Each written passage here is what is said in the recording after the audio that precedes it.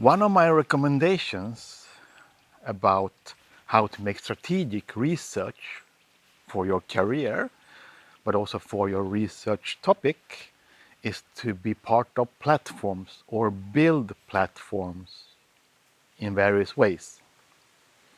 And one way to do this is to have activities related to your topic. You have workshops, meetings, and you organize and collect people, and then there will be collaborations.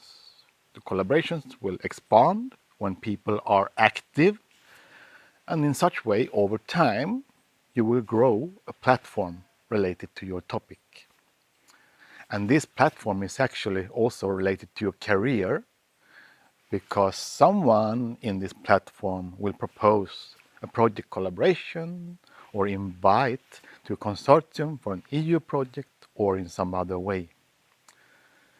So if we are thinking platform instead of my research topic, often I get from young researchers, I get a proposal of what next to do.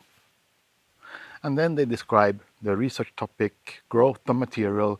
I will make this modification of the material and explore these properties.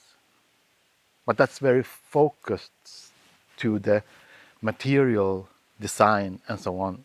It's not part of a vision where you want to achieve with this research. That's why the usefulness of thinking platform is so good.